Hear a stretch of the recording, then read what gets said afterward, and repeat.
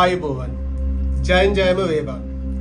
අදත් අපි සමග සම්බන්ධ වෙලා ඉන්න වාසනාවන්ත වගේම බුද්ධිමත් ඔබ සියලු දෙනාටම ඔබගේ ජීවිතේ ජය ගන්න අවශ්‍ය කරන තවත් රහසක් අරගෙන අවිල්ලයි තියෙන්නේ.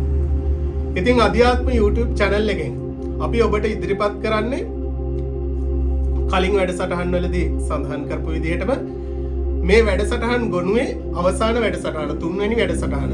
මේ වැඩසටහනෙන් ඔබට ඉදිරිපත් කරන්න අපි කලින් වැඩසටහන් දෙකකදී ඉදිරිපත් කරා ශක්තිය කියන්නේ මොකද්ද? ශක්තිය ගබඩා කිරීමේ වැදගත්කම කුමක්ද කියලා. ඒ වගේම ශක්තිය ගබඩා කිරීමට යොදා ගන්නා දේවල්. හරි.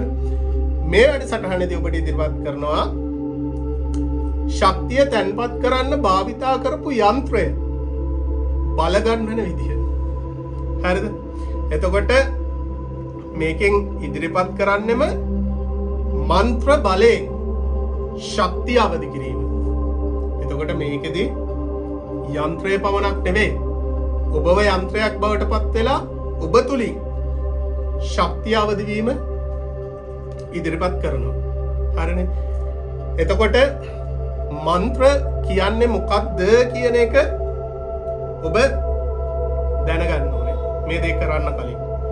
එතකොට මන්ත්‍රයක් කියන්නෙම අපේ මේ ශබ්දේ භාවිතා කළා. ශබ්දේ භාවිතා කළා ඒ තුලින් ශක්තියක් නිර්මාණය කරන්න නිවැරදි සංකේතයකට යොමු කිරීම. ඒක තමයි මන්ත්‍රයකින් සිද්ධ වෙන්නේ. මේ මන්ත්‍රය කියලා කියන්නේ නිකම් වචන ටිකක් එහෙම නෙවෙයි. මේ වචන ටිකට හැකියාව තියෙනවා ඔබේ මනස පාලනය කරන්න. ඔබේ ශරීරයේ තියෙන සෛල කම්පනය කරවන්න. ඔබේ මේ චක්‍ර කම්පනය කරවන්න. ඔබේ මේ ඕරාව බොහොමත් හොඳින් බලගන්න. මේ හැකියාව මන්ත්‍රයකට තියෙනවා. මොකද මේ මන්ත්‍ර කියන වචනේ තේරුමම මන් කියන වචනේ තේරුම මනස. ත්‍ර කියන වචනේ තේරුම තමයි බල ගැනීම. එහෙමත් නැත්නම් දියුණු කිරීම කියන එක. එතකොට මනස දියුණු කිරීම කියන එක තමයි මන්ත්‍ර කියලා කියන්නේ. එතකොට අද වෙනකොට ඔය වැරදි ආකාරයකින් තමයි භාවිතා කරන්නේ කෙලවරක් නැතුව එක දිගට උච්චාරණය කරගෙන යනවා මෙන්න මෙච්චරක් උච්චාරණය කරන්න ඕනේ මෙහෙමයි කියලා.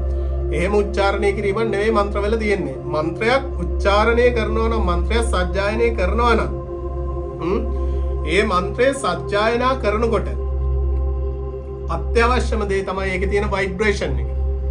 කම්පනය. ඒ කම්පනය තමයි ඔබේ තියෙන ශක්තියින් අවදි කරන්නේ. කොහොමද කියලා කිව්වොත් ඔබ සියලු දෙනාම දන්න බීජ මන්ත්‍රයක් මම කියන්න.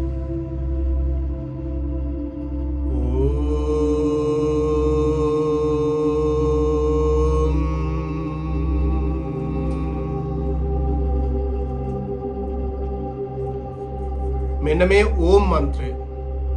මේක මේ විදිහට සජ්ජායනා කරනවා නම් ඔබට දැනෙන්න ඕනේ ඔබේ මනස මීට ප්‍රතිචාර දක්වනවා කියන එක. ඔබට දැනෙන්න ඕනේ ඔබේ හුස්ම ඒට ප්‍රතිචාර දක්වනවා කියන එක. ඔබට දැනෙන්න ඕනේ ඔබේ හෘදය වස්තුව ඊට ප්‍රතිචාර දක්වනවා කියලා. ඒ පමණක් නෙවෙයි ඔබේ ශරීරයේ සෑම සියලු සෛලයක්ම මීට ප්‍රතිචාර දක්වනවා ඔබ නිවැරදිව මේ කාරණාව කරනවා නම්. මෙන්න මේක තමයි මන්ත්‍රවල තියෙන සුවිශේෂීතාවය. එතකොට මෙන්න මේ මන්ත්‍ර තමයි භාවිතා කරන්න අපි මේ මම අර කලින් කියපු යන්ත්‍ර බල ගන්නවා. කලින් වැඩසටහනේදී මම කිව්වේ ශ්‍රී යන්ත්‍රය තමයි යොදා ගන්න. මොකද ශ්‍රී යන්ත්‍රය හරි විශේෂයි. මම කිව්වා වගේ මේ මුළු විශ්වයේම තියෙන ජ්‍යාමිතික හැඩතලය තමයි ශ්‍රී යන්ත්‍රය තුල තියෙන්නේ. එතකොට ශ්‍රී යන්ත්‍රය විතරක් නෙවෙයි ඔබට ඕනෑම යන්ත්‍රයක් බල ගන්නන්න පුළුවන් මේ මන්ත්‍ර භාවිතා කළා. හොඳද? මාර කලින් කිව්වා ඒ වැඩසටහනේදී මම කිව්වා පිරමීඩය කියන්නේත් යන්ත්‍රයක්. හරිද? තව බොහෝමත් ওই විදිහට යන්ත්‍ර තියෙනවා. හරිනේ? එතකොට දිනපතා ඔබේ ජීවිතේදී උදෑසන අවදි වුණාම රාත්‍රී නිින්දට පෙර මෙන්න මේ අවස්ථාවන් දෙක හරිම වැදගත්. මම පැරණි වැඩසටහන් වල ඔබට ඉදිරිපත් කරලා තියෙනවා. ඒකයි මේ වැඩසටහන් කෙටියෙන් කරගෙන යන්නේ පැරණි වැඩසටහන් වල ඔබට අවශ්‍ය කරන පදනම තියෙනවා. ඒ වැඩසටහන් බලන්න. එතකොට අවශ්‍ය කරන පදනම් ඔබට සකස් වෙයි. මේ වැඩසටහනේදී මම වේගවත් ඔබට කරුණු ඉදිරිපත් කරගෙන යනවා. ප්‍රායෝගික භාවිතයට අවශ්‍ය කරුණු ඉදිරිපත් කරගෙන යනවා. හරිනේ. එතකොට මේ උදේ කාලය උදේ අවදි වුණාම ඊට පස්සේ රාත්‍රියේ නිින්දට යද්දි නැත්නම් ඔබ ගෙදරින් පිටත් වෙන අවස්ථාවේදී මේ වගේ අවස්ථාවන් වලදී අනිවාර්යෙන් ඔබ මන්ත්‍ර භාවිතා කරන්න. හරිද? මන්ත්‍ර කියන්නේ මොනවාද? මිත්‍යාවක් නෙවෙයි. මන්ත්‍ර කියන්නේ විකාරයක් නෙවෙයි.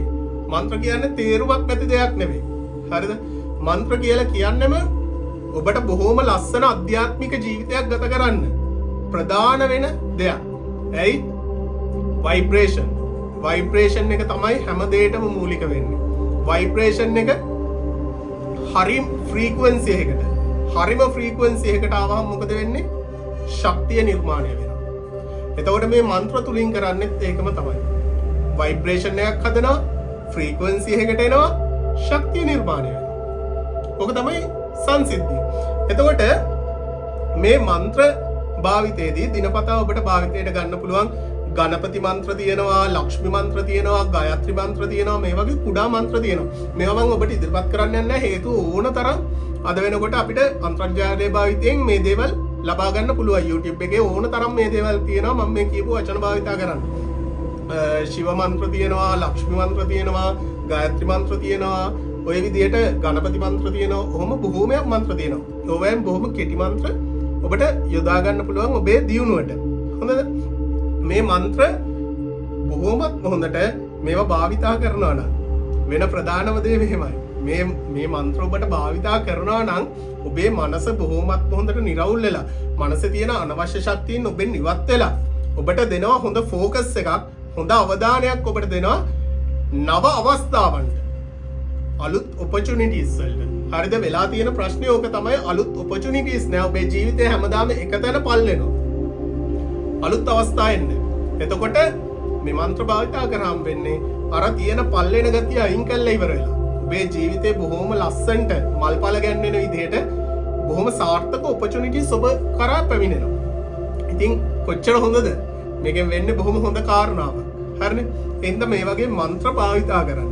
ඊට පස්සේ මම ඔබට අද ප්‍රායෝගිකව ඉදිරිපත් කරන්නම් මන්ත්‍රයක් කොයි විදිහටද භාවිතා කරන්න කියලා. මම පළවෙනියෙන්ම ඔබට දැන් පෙන්නුවා. ඕම් කියන කොටස සජ්ජායනා කළා, මන්ත්‍රය උච්චාරණය කළා. අන්න ඒ ආකාරයෙන් තමයි මන්ත්‍රයක් හැමතිස්සෙම ප්‍රයෝජනයට ගන්න ඕනේ. එතකොට ඒකෙදි මම ඔබට කලින් වැඩසටහනෙත් කිව්වා වගේ බොහොම හොඳින් කොන්ද කෙලින් තියන් වාඩි වෙලා හිස කෙලින් තියාගෙන බොහොම හොඳින් නිරවුල්ව මන්ත්‍රය උච්චාරණය කරන්න. හරිද? වේගවත්ව නෙවෙයි, ඔය විදිහට ඔබේ ශරීරයට මේ කම්පණය උපරිමයෙන් දැනෙන්න. ඔබේ මනසට මේ කම්පණය උපරිමයෙන් දැනෙන්න. ඔබේ අභ්‍යන්තරයට මේ කම්පණය උපරිමයෙන් දැනෙන්න. හරිනේ? ඒ විදිහට ඔබ මේක උච්චාරණය කරොත් ඔබට ඒකාන්ත වශයෙන්ම ප්‍රයෝජන තියෙනවා.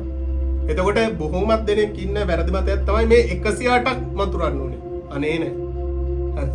එහෙම කිසිම දෙයක් නෑ. මේ 108 කියන ඉලක්කමේ තේරුම තමයි අංක 9 සකස් කිරීම.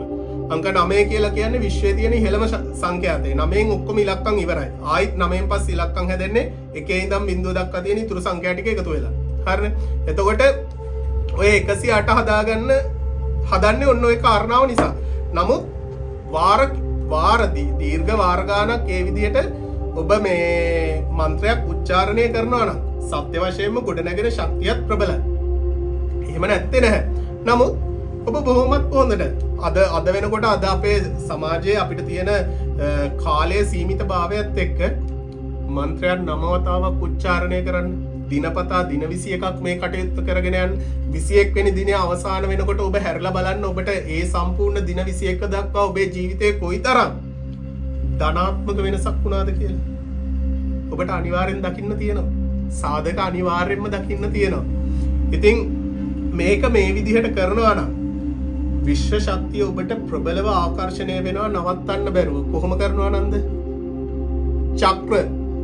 හරිද? මම ඔබට කියලා දීපු මේ වැඩසටහන් ත්‍රිත්වයේදී ඔබව ගෙනාපු තැන චක්‍ර සඳහා යන්ත්‍ර භාවිතය, යන්ත්‍ර සඳහා මන්ත්‍ර භාවිතය. චක්‍ර, යන්ත්‍ර, මන්ත්‍ර. මම මේ ක්‍රම ත්‍රිත්වයම ඔබට ඉදිරිපත් කරලා තියෙන්නේ ඔබේ ජීවිතේ අතිශය දියුණුවක් මේ කටයුතු තුන ඔබ භාවිතා කරොත් සිද්ධ වෙනවා ඒක වළක්වන්න බෑ. ඔබට ජය ගන්න බැරි කිසිම දෙයක් නැහැ මේ යන්ත්‍ර මන්ත්‍ර චක්‍ර නිසියාකාරයෙන් භාවිතා කරනවා. ඔබේ ජීවිතයේ ඔබට අවශ්‍ය කරන දියුණුවට යන්න මාවත බොහෝමත්ම පහසුවෙන් සකස් වෙනවා. ඔබේ ව්‍යාපාරය ජය ගන්න ඕනේද? ඔබේ රැකියාවේ දියුණුව ඔබට ඕනේද? අධ්‍යාපනික වශයෙන් ශක්තිමත් භාවය හොඳ මතක ශක්තියක් ඔබට ඕනේද? එතනින් එහාට ඔබේ සෞඛ්‍ය දුර්වල වෙලාද සෞඛ්‍ය සකස් කර ගැනීම ධර්මුණ මේ ඕනම දෙයක්. කිසිම විදිහකින් මේ දේවල් වලට ප්‍රශ්නයක් වෙන්නේ නැහැ. ඔබට කිසිම නරකක් වෙන්නේ නැහැ. නරක ප්‍රතිඵලයක්වත් වෙන්නේ නැහැ. මේ මම කියපු විදිහ ඔබ භාවිතා කරොත් ඔබ බලන් ඉඳිද්දී ඔබට අතිශය ප්‍රබල ප්‍රතිඵලයක් ලබා ගන්න පුළුවන්. අතිශය වාසනාවන්ත ප්‍රතිඵලයක් ලබා ගන්න පුළුවන්. ජීවිතයේ දියුණුව සත්‍ය වශයෙන්ම අත්දකින්න පුළුවන්. මෙතෙක් තිබ්බ පල්ලෙච්ච ස්වභාවය ඉවත් වෙලා බොහොම ලස්සන මල්පල ගැන්වෙන ජීවිතයක් ඔබට දැක ගන්න පුළුවන්. ඉතින් අපි මේ වැඩසටහන් ත්‍රිත්වයේ අරමුණු උනේ ඕකයි. බොහොම කෙටියෙන් වැඩසටහන් සිද්ධ කරෙත් ඔබේ කාලය බොහොම සීමිතයි අද වෙනකොට. ඒක අපිට තේරෙනවා. ඒ නිසා තමයි අපි බොහොම කෙටියෙන් වැඩසටහන් ටික කරේ. අපේ පැරණි වැඩසටහන් තියෙන ඔබට යම් යම් තැන්වල ගැටලු තියෙනවා නම් පළවෙනි වැඩසටහනේ ඉඳලා ඒ වැඩසටහන් ටික බලන්න. ඒවා දීර්ඝ වැඩසටහන්. ඒ තුල තියෙනවා කොයි විදිහටද මේ ශක්තිය ක්‍රියාත්මක වෙන්නේ කොහොමද? මේවා මොනවාද? ඒ සියලු දේ ගැන විග්‍රහ කිරීම දීර්ඝ වශයෙන් ඒ තුල තියෙනවා. ඒවෙන් ගන්න ඔබට අවශ්‍ය කරන දැනුම අරගෙන ඉවර වෙලා ප්‍රායෝගිකව මේ ක්‍රම භාවිතා කරන්න. එහෙම කරා නම් ඔබේ ජීවිතය ඒකාන්ත වශයෙන්ම සාර්ථකයි. එහෙනම් අපිත් සමග මේ වැඩසටහන් ත්‍රිත්වයේදී රැඳී සිටි ඔබට බොහෝමත්ම වූ අත්දැකීම් බෙදා ගන්න පුළුවන්. එතකොට ඔබ භාවිතා කරන මන්ත්‍රය මොකක්ද? ඔබ භාවිතා කරන යන්ත්‍රය මොකක්ද? ඔබට පුළුවන් අපේ වැඩසටහනට යටි කමෙන්ට් එකක් දාගෙන යන්න. ඒක බොහෝමත්ම ප්‍රයෝජනවත් වේ තවත් කෙනෙක්ට ජීවිතයේ ආධ්‍යාත්මික මාර්ගයට පිවිසෙන්න. මේ කියන දේවල් සත්‍යයක් බව හේතු ගන්න. ඒ නිසා ඔබට ආරාධනා කරනවා අපිව subscribe කරගන්න, අලුතෙන් එන වැඩසටහන් වලට සම්බන්ධ වෙන්න, ඔබේ ජීවිතය දියුණු කරගන්න, ජය ගන්න, ශක්තියින් ලබා ගන්න, විශ්වයේ ආශිර්වාදයන්ට නිරන්තරයෙන්ම නිරාවරණය වෙන්න. ඔබ සියලු දෙනාටම ජය වේවා. ආයුබෝවන්.